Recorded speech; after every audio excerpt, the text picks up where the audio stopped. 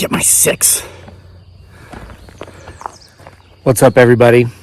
Welcome back to the most awesomest homesteading channel on the entire planet that has absolutely nothing whatsoever to do with homesteading.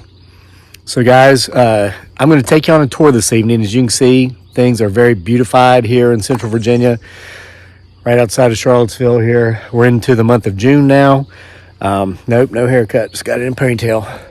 I love these purple flowers. I looked them up on my app the other day, but I've already forgotten their name, but they come into bloom here around the pond this time of year. So earlier in the year, when the trees were just starting to bud out, I took you guys on a tree tour because a lot of you have followed this channel for 8 years or however old it is. And you can remember when all of this was a hay field. This was literally a hay field.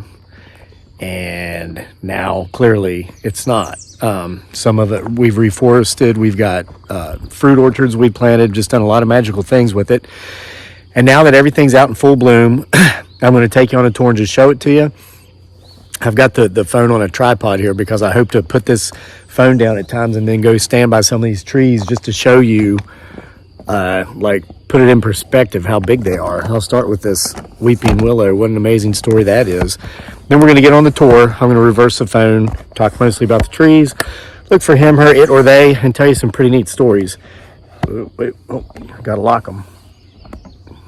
All right, but look how tall this weeping willow is. This is a really amazing story.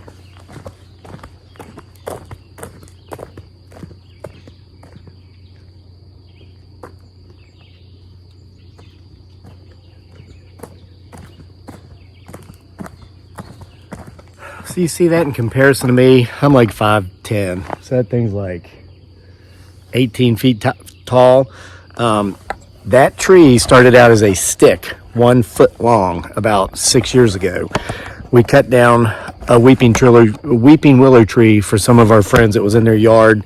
They were concerned about the roots messing up their pipelines. So we cut the tree down for them, brought the wood home, dried it, burned what we could, but we used some 1 foot tall sticks to mark vegetable rows in our garden that year. And a lot of them rooted and turned into trees, and that one had perfect symmetry on it.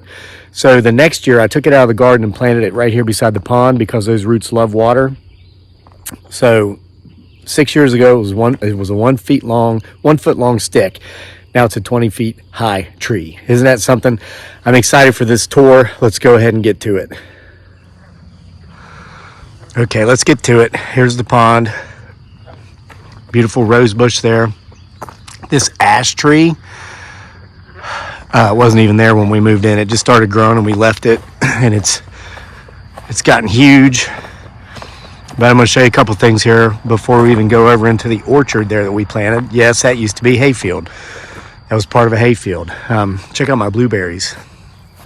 Not ripe yet, but I've got an abundance of them there this year. There's another blueberry bush. It's got some blueberries on it. See that? The birds love those. The birds get most of them. Over here is something else too that we didn't plant, and they only started coming up about 3 years ago. But we've got a wild raspberry patch here. Of course, they're not ripe yet either, but they're starting to ripen. But it goes all the way back through there. We actually have a couple of these patches around the property now. There's our purple martin house, and we've got bluebirds living in it. But let's go into the fruit orchard. Here's a plum tree. Look at all these plums. Now they're not mature and they're not ripe yet, but they do mature and ripen. This is the 3rd year we've had plums. This whole first row of trees going down the left side of the driveway, as you can see, are all plum trees. We wanted uniformity because they get these beautiful white blossoms in the spring and these delicious plums. The skin is very tart, but the flesh is very sweet. Then we've got a row of peach trees here. Now these trees have a lot of peaches on them. We've got a tree I'm going to show you here in a second that has not quite as many peaches, but they're ripening up better. Here's some pears. See the pears? Look. Here's some more pears. This is a peach tree, the little purple tree inside the deer guard. That came up from a peach pit. from where the peaches fell off the trees one year, and the following year it just sprouted up. So we planted it there. We had a mimosa tree, unfortunately, that died. We had to take it down. But there, look at all those peaches. Man, we get so much fruit here, and we planted all these fruit trees. Most of them we got at either Lowe's or the local grocery store. I think at the grocery store they were $24. At Lowe's they were $40. Check this out. We even have banana trees. No, they do not produce fruit, but they're pretty, and they remind my wife of home, the Philippines, and my home away from home. You know, we spent this past winter over there. Hear those bullfrogs?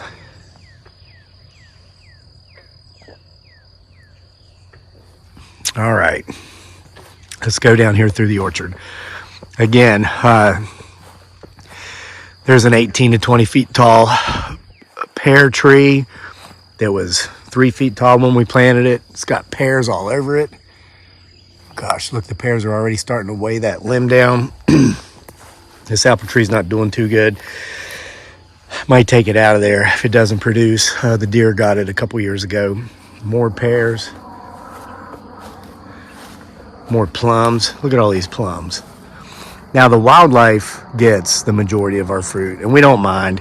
I mean, what I love to do in the mornings in the summer, sit up there on that porch in that hammock and drink my coffee around 5:30, 6 a.m. and just watch the deer down here. Again, here's more plums. Gosh, look at all those plums. A big patch, big old group of plums there. Look at that. Man, that's a lot of plums. What I like about these plum trees is that they will sprout up new trees, like these right here, the light green colored. Those are plum trees sprouting up off of the roots of the existing plum trees. What I do every year is when this happens is I'll come in and I'll dig some up. As you can tell, see the dirt spots? I dug up about 8 and transferred them to other parts of the property because I want to have fruit everywhere. Look at this peach tree. This thing is doing great. And these peaches, I'm going to zoom in. Man, they're just days away. I mean, those are ripe now, aren't they? Look at that. June 1st. Ooh, gosh, those look delicious. I'm going to give them a few more days, though, and then get them. This tree last year had 2 or 3 peaches. Now it's got them all over. So, let's see, we'll just keep going around. What else we got? Okay, now there's an apple tree. We've got a couple apple trees down here that are not yet producing. We found that it takes the apple trees longer to start producing fruit. But we do have an apple orchard in the back we're going to get around to that does have a lot of apples. These are those Asian pears, the ones that are like perfectly round. In the grocery store, these things cost like $4 each now. There's our bee box. Picking up our bees next week to put in there. It's another Asian pear tree. All right, so, oh, there's some peaches. Look, there's a tiny little peach tree, and it's got a nice little, aren't those beautiful? Man. So if you'll notice, the trees down here on this end of the orchard aren't quite as tall and robust as the ones further up. We planted them all at the same time. The difference has been water runoff. When it rains, that's the lower area up there, and that's where the majority of the water goes. So I do get out here and water these. It's just taking them longer. I want to point this out. This is actually a little peach tree. It was 5 feet tall. Bucks rubbed it up last fall during the rut while we were in the Philippines. But I just snipped the old growth off, and now it's pushing up new growth, and it'll survive. It'll make it. All right. There's an apple tree. This apple tree, this is going into its 3rd year. I actually got this at like Southern States, and it was like a stick in a bag of peat moss. You ever seen those? They're like $9.99. I was curious as to if those would actually live or grow. And we'd had a deer destroy a tree from here, and I didn't want to pay $40 for a tree, so I went ahead and spent $10 for a tree. And yes, it has survived. So that's neat. Again, here's more plum trees. Oh, and you know what? Let me point out the hedge too. You see that privacy hedge? We planted that. We planted all of that. I'm going to get the phone on tripod mode here and show you. So the first row you see, that's eastern red cedars. They were a foot tall when I planted them. And in the row back behind them, That's Leland cypresses. They were 18 inches tall when we planted them. Look how tall this stuff is now.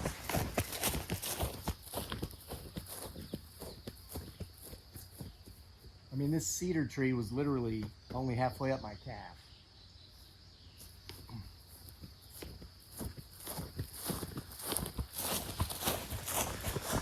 So we now have full privacy from the road. We have full 360-degree privacy.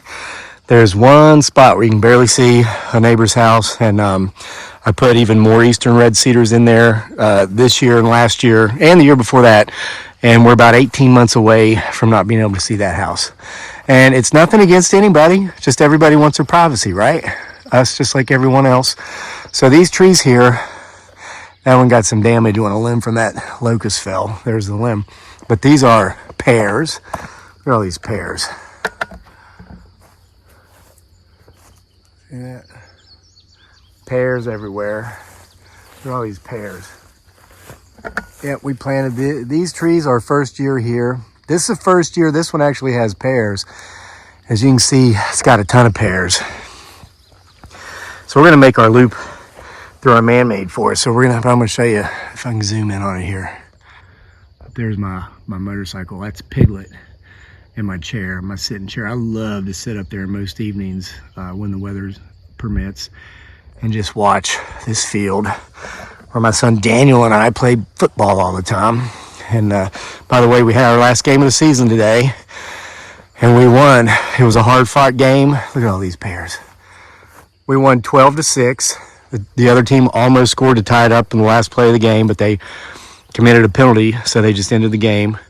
It was a nail biter. So these are hollies, and I pruned them down. You see, I clipped them to the trunks in March because the deer had eaten a lot of the greenery while we were gone. And just in the last few weeks, the green spring flush has started to come. All the green stuff you see is new growth. This first row of bushes are Virginia burning bushes. Some people just call them burning bushes. Planted all these when they were 1 foot tall sticks. Now they're about 6 feet tall. They're as tall as me. That holly's doing really well. So yeah, Daniel on defense had 1 interception. And then so we got the ball back, and he alternates the quarterback spot. We've got another really this is 2 best quarterbacks I've ever seen on one team in all the years I've been coaching. This holly's doing great. So Daniel got the interception. We got the ball back.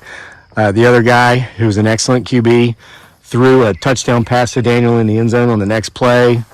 Daniel had a bomb, like a 40-yard long bomb in the second half, and then threw a dot into the end zone.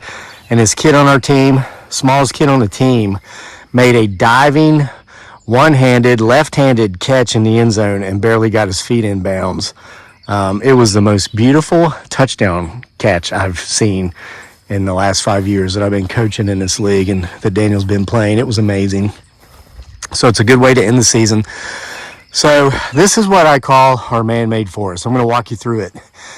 No tree in here was more than 2 feet tall when we planted it. That big tall one right there in the middle, that's a wild black cherry.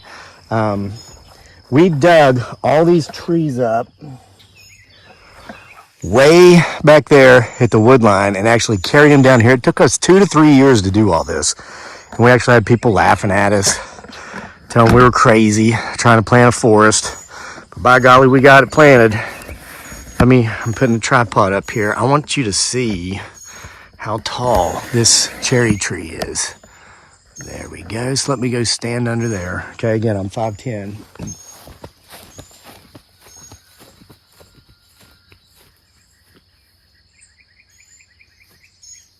Wow. Eastern redbud. This thing was like this tall. This is a privet. This is a bush. My gosh, it's 15 feet high. These privet bushes were like 18 inches when I planted them. It's really incredible. What do you think? Isn't that amazing? And the neat thing about this cherry tree is it almost died. And the second year there, it was just like a foot tall dried up stick. And I came out with a shovel to dig it up and replace it. But I saw that new growth was shooting up from the root. So I knew the root was healthy. So I left it, and that was like 5 years ago, and now it's 22 feet tall. Isn't that incredible? Okay, moving on. Here's that redbud I was telling you about. They have those beautiful periwinkle blossoms in the spring. And there are birds' nests everywhere in here. We have created the perfect bird and rabbit habitats. Oh, look at that maple. Oh my goodness, these maples, they were 2 to 3 feet tall. You know, those of you who've been here there's a mulberry. It does get berries in the summer, another maple. You remember this. I mean, these cedar trees over here, 12 feet tall. Gosh, that eastern redbud there's 15 feet. That maple is 15 feet. We still have tree guards around the ones that are small enough for the bucks to want to rub up. But with each passing year, we take more and more of these tree guards off. We're completely freeing up the forest. Here's the only oak tree down here. We planted it. It was one of the first trees we planted. And I didn't know as much about trees then as I do now. And it takes oaks like 5 years to grow 5 feet. But then after that, they grow like a foot a year.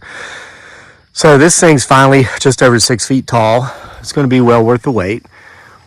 Beautiful poplar, locust. Again, like 90+% of these trees we dug up from the tree line when they were a foot to 2 feet tall and transferred them down here. That one is a wild black cherry that just started coming up on its own. So I put a guard around it to keep the deer off of it. There's a maple. Oh, that's so beautiful, isn't it? Look at all that new growth on these cedars. See that light green? That's new growth. I will come down here and mow one week because I'm going to mow down here as long as I can. As long as I can fit the mower in here because we love to walk around the property. And I mean, I'll mow one week and then when I come back the next week, here's a bird's nest. That was mockingbirds. They've flown to nest. But these trees are growing so fast, it's noticeable from one week to the next. Look at that beautiful locust. Wow. You know, if you want trees, there's a beautiful maple.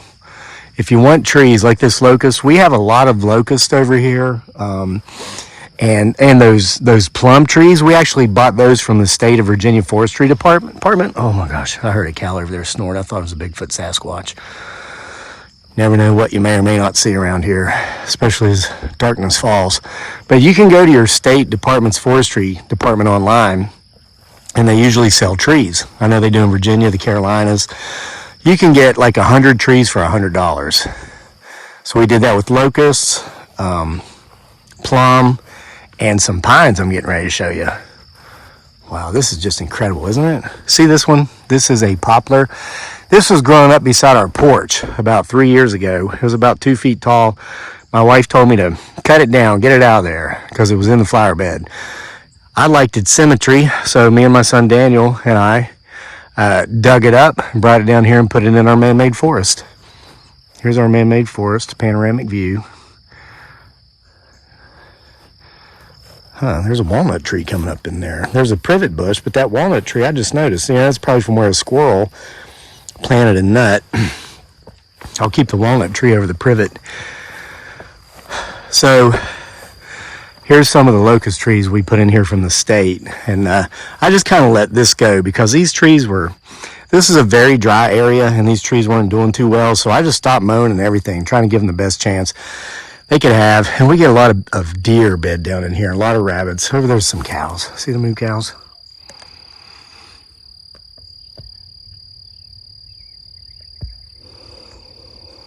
Okay. Oh my gosh. Oh my gosh. That cow's got gas or something. I don't know. That's a big old cow. So anyway, the deer got this one. This is a wild black cherry tree, and the deer got it this fall. But this is how resilient these trees are. See the dead main beam? But it shot up new growth from the root, so it's going to make it. Got that one guarded from the deer. We have so many deer here. Now we're on the opposite end of where we started. Hope you guys don't mind this tour. Now, this looks like weeds, but I actually planted 400,000 wildflower seeds in here a couple of years ago. And they've yet to come up, but I'm thinking this year is going to be the year. I also planted artichoke, what do you call it? Jewish artichokes in here. But every time they start to come up, the deer nibble them down. But they're probably in there. You can eat those, you know. Now, most of these trees, all the way down here, 2 rows, are eastern red buds, so that we can get those little periwinkle blooms in the spring. It's beautiful. And these pine trees are some trees that I bought from the state of Virginia for $1 each. I bought 100 of them, and I planted them all the way around the property. So now we're up here. Oh, let me go over here and show you this. I put a crabapple tree over here like last year, I guess, just because I wanted one. And check this out. Look at all these little crab apples. Isn't that cute? So this thing got pollinated. It's got crab apples. Those are persimmons trees that came up on their own. I left them because what I found with persimmons is after they've let them come up 5 or 6 years, some of them start producing fruit. So we've got several fruit producing persimmons on the property now. None of these are producing yet, but we're going to give them a chance. Let's see. Yeah, as far as rabbits go, I mentioned rabbits. I've seen 4 rabbits already today, and I'm sure we'll see some more on this tour. I see 4 to 6 rabbits a day, just because we've created such the perfect rabbit habitat. Wow, these trees are really prospering. This one's laying right there where the water runoff comes off the hill. Oh, there went a rabbit. Did you see it? I mean, they're just everywhere.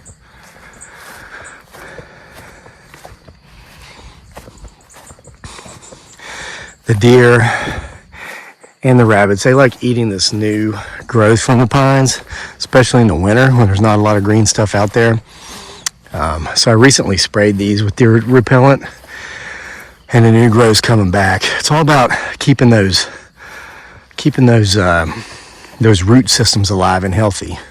The trees will survive the deers and the rabbits. You just got to keep the root system healthy. Here's Piglet. I like to ride up here, sit here. I'll show you my view. That's my view. I was sitting up here earlier, and I thought, I should do a tree tour. Just to give folks the view. Look at my 5 years worth of firewood I've got down there. All right. So now we're coming into our apple orchard that I mentioned earlier. Look at that locust tree. That thing is huge, isn't it? 25 feet tall. Dug that up out of the woods right there, out of the tree line, and put it there. There's our garden. See that weeping willow in the garden? Same thing as the one down by the pond. It was one from, it was a stick from our friend's tree. Shoot, we sold those things for years, $10 a pop. We just root them, and we'd have people come out. We'd make $200 or $300 a day on Saturdays and Sundays from just rooting those weeping willow trees, putting them in pots of soil, advertising it on Craigslist, and then people would come out on the weekends and buy them. We could sell as many as we could root. We just got out of doing it. The deer got this apple tree this winter while we were gone, but it looks like it's going to make it. The deer got this one. This one, I'm hanging in there as far as this one goes. It actually had apples last year, but this one, this big tall one, look at all these apples. Where are they? There they are. See that? There's some apples. Look, this whole limb got some apples. There's an apple. There's apples all over this one. See that? Yeah, it's got apples all over it. These are, I believe, I think they're red delicious. They look yellow delicious, but they're going to turn red. And then this is the first year this tree's produced apples. Look at that. These are the ones that ripen in like November. They're late season apples. So it's a long walk. 3 laps around this place is a mile. We're going to take a different trail, but I'm going to show you our butterfly sanctuary. That's a trail that goes up to the campground. But you'll see here where we're letting this, what was a hayfield, reforest. Now it's like somewhere between meadow and forest. But this patch never grows trees, but look at what it does grow. Well, aside from the poison ivy. That's why I wear my boots everywhere. Milkweed. So this is our butterfly sanctuary. A ton of milkweed comes up in there, and there's always butterflies everywhere.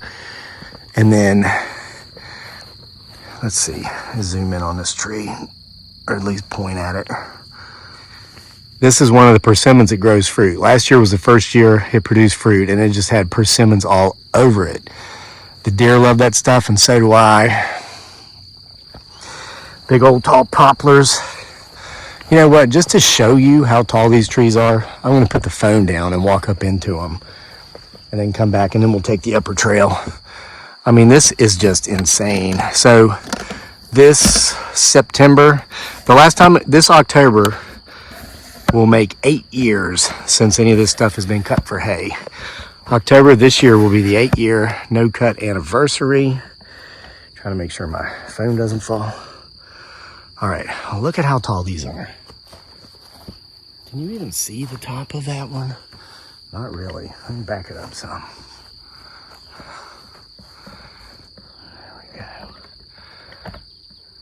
I want you to see this.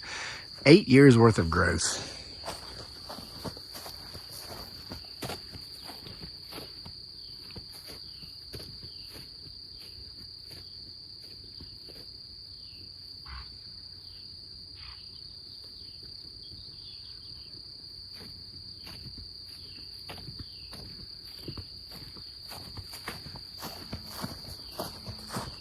Isn't that incredible? All the way up through there, all the way to the campground, all the way on the lower meadow, all the way up here on the upper meadow, which is now we're going to be calling upper and lower forest, not meadow. This stuff's growing. Hope I'm not making you dizzy fixing the tripod. So let's go up this other trail. I call it Rabbit Alley because it's where I see most of the rabbits. Now, you might want to be watching for him, her, it, or they right around now, because this is where we often have sightings. Look at that pine tree. Gosh, it's 20 feet tall. Wasn't even there. It's all hayfield. It's insane. Yeah, and then not to mention this. Now, they're not anywhere near ripe, but got these wild black raspberries everywhere. Get them every year. It's one of the funny stories about our son. When we looked at this property and was thinking about buying it, he was only 5 years old. And we were walking around it when all these black raspberries were ripening around the trail, or at the time it was the field, around the edge of the field. And he got so excited. He had just moved here from the Philippines. He's like, we should buy this. We should buy this house. It comes with free food. And he was just shoving those berries in his mouth. Me and his mom just laughed and laughed. Yeah, that's some kind of expensive blackberries by the time you pay that, pay for the house. But here's a gray birch thicket. It's interesting. These are gray birches. They too, like the plum trees, will grow up off of the roots of an existing tree. And there was actually an existing tree over here that was getting ready to die. Look how thick it is in here. This used to be a hayfield. It's like I'm in the woods now. Yeah, but here it is. This was the parent tree. It was dying. Here's the other. I had to clear it out of the trail here. But it's like the tree knew in its last couple years of life that it was perishing. So it shot up all these new gray birch trees from its root system to continue its existence. Isn't that crazy? That's insane. This hill's kind of steep, so if I'm breathing hard, that's why. All right, here's some berries that are starting to ripen up. Getting a little bit riper. So this forest is getting so thick that I actually cut some new trails through it. That's a trail that goes down and winds its way through the upper forest and goes back to the main trail there where the campground is, heading up to the campground. There's our campground. You see our tent.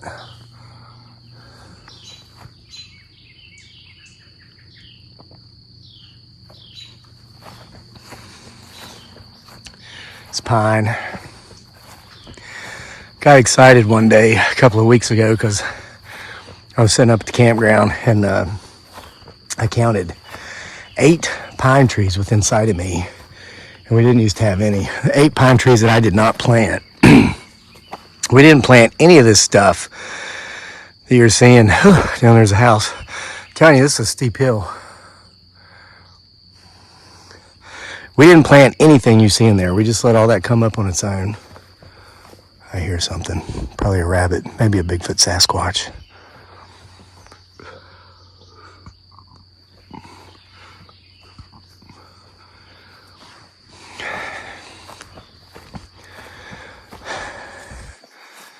All right, so here is where we sleigh ride. We sleigh ride down this hill whenever we're here in the winter and there's enough snow to do it. It's fun. Oh, that's cardinal. We've actually sleigh ridden from here all the way down the hill, down the trail, made the turn at the yard, and made it all the way down to the pond. It's like a quarter of a mile. It's amazing. Until you have to walk back, then not so much. So let me tell you, the deer love this type of environment too, and the rabbits. There's been times some of these taller trees in the forest have fallen and I've cut them up, and the limbs I've just made brush piles in there back before this forest started to come up. That's what I attribute the rabbit population to. Look, we got pine cones on this pine tree. This is the second year we've had pine cones. This really got Dearly excited last year because she never had pine cones. There's a young one, so another pine cone up there.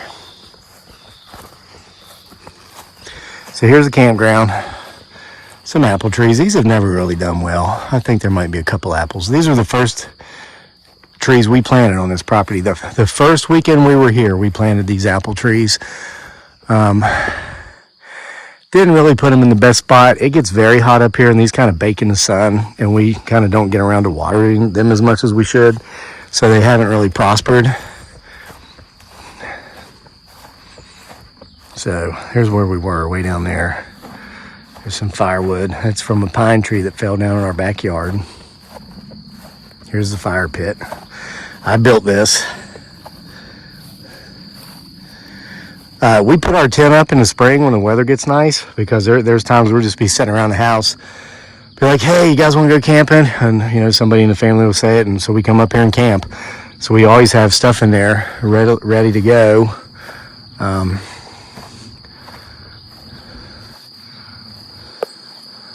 Wow, these locust trees are doing great. Look at these trees, these locust trees. These came up on their own. I did not plant these. This is the Bigfoot Sasquatch observation blind. Do a lot of our cryptozoological field research from this area, because this is where we've seen a lot of activity. Got some persimmons trees in there that produce fruit. But over here is a potential Bigfoot Sasquatch forest. You know what? While we're here, let's go over here and see what we may or may not see, huh?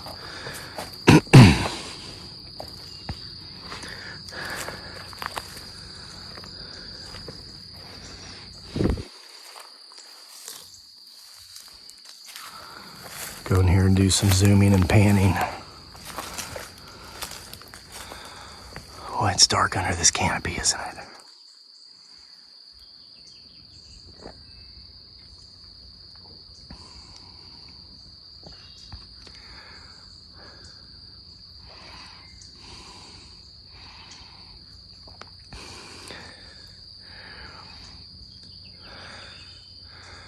Well, I'm not seeing any him, her, it, or theys, but that doesn't mean they're not there seeing us.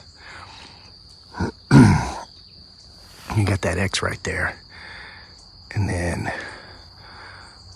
we've seen some creepy stuff back in here. See how it just got all quiet? Even those birds aren't singing anymore. Except that one. All right, let's get out of here.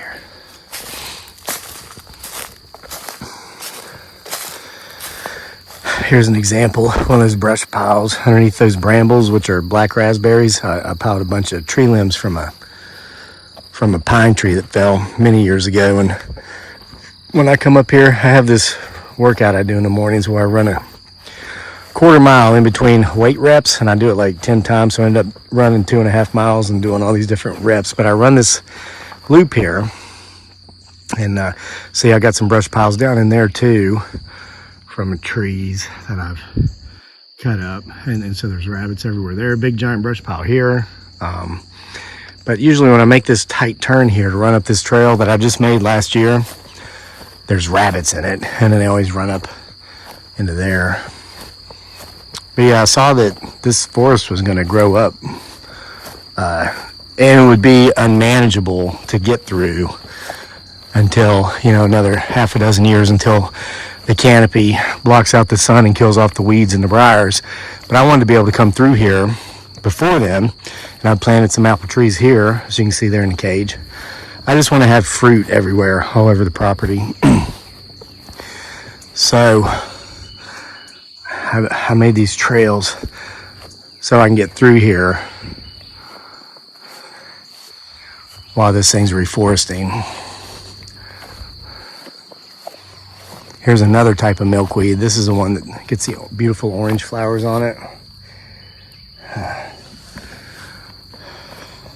But yeah, all these trees came up on their own. I call this Twin Pine Trail because these two pines right here on both sides of the trail, 15 feet tall.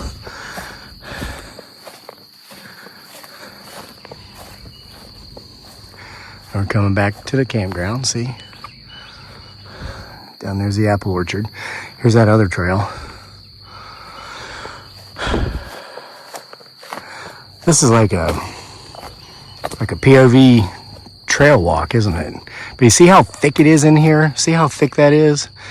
If I hadn't cut this trail through here, I would not be able to get through here. I would have to go around, and sometimes I just don't want to go around. Sometimes I just want to cut straight up through. I come through here with my zero-turn mower. Let's see how thick that is. I wouldn't be able to walk through that. Yeah, I came through and I cut out whatever little trees were in the way, like that, with limb clippers. And then I rode the four-wheeler over the weeds a few times to beat them down. And then came through with the zero-turn. There's an autumn olive right there that every year the bucks just destroy with their antlers. They like that autumn olive. Or maybe they don't. Maybe they don't like it. That's why they do that. But here we're coming back out. Look at these Carolina roses. These are wild indigenous roses. They were everywhere about 2 weeks ago. So now we're back on that top trail. That's where we sleigh ride. And down here's that gray birch thicket. It's easier to do this on Piglet, my little 200cc motorcycle. But hey, you gotta keep doing it on foot too. Remember, you don't stop playing because you get old because you stop playing. You gotta keep moving, because the minute you stop, it's gonna get hard to get started again, especially if you're older.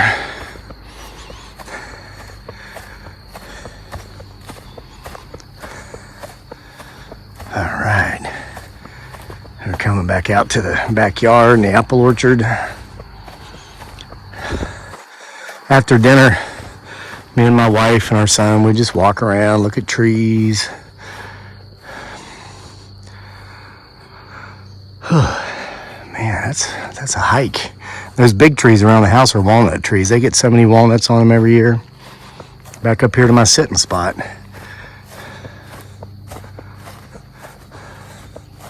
It's got a great view.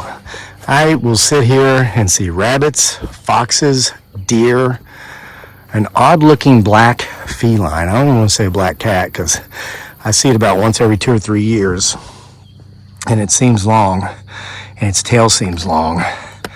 But here we are.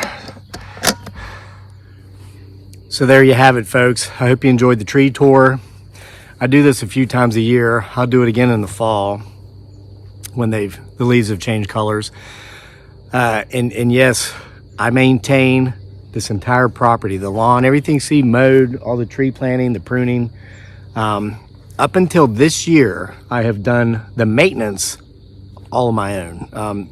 Dearly and our son Daniel helped me plant the trees, but I've been taking care of everything. But now our son is 13, so he actually mows the grass. There's a couple places I do because it's kind of steep and he's still kind of getting the hang of it with that zero turn. We do pay him, so we're not taking advantage of him because it's a 2.5 hour job. But that's been a big help, you know, getting a kid that's now a teenager, and unlike many teenagers in our modern world, who does actually do chores, who does come out. Yesterday, you saw the firewood up at the campground. Anytime he wants to make some money, he'll come and he'll say, hey, Dad, what work can I do to make some money? Because he knows not to just ask for money because we're not going to give it to him. Because we believe that people should have to work for their money. They shouldn't just have it given to them. Now, if you work and you get it and you keep it and you learn how to make money with that money, hey, that's the name of the game, right? I mean, that's what we do. But you got to earn it. So he helped me with that firewood. I helped him load the truck, and then we took the truck up there. He unloaded the truck and stacked all that wood. It was about an hour worth of work, and so he got an hour's worth of pay. So hope you enjoyed it. If you saw anything out of the norm, potentially him, her, it, or they, make sure to timestamp it so others can see it as well. Hope you're doing well where you are. Hope it's not too hot where you are now that we're into June. Go outside and walk around. Like we just took a virtual walk. Listen, if you're bored or if you're not feeling so good, physical activity is an amazing thing. And it actually helps you feel better and you won't be bored when you're walking around looking at the beauty of nature. So with all that said, we'll see you next time for more from here at the most awesomeness. This is going to be the only place you can see a car. Watch. That's it. You would have been able to see that thing coming all the way up the road, but those trees are doing their job. And the only reason you can see it there is because that's where the gate is. Okay, so we'll see you next time for more from the most awesomest homesteading channel on the entire planet that has absolutely nothing to do with homesteading whatsoever. Homesteading off the grid.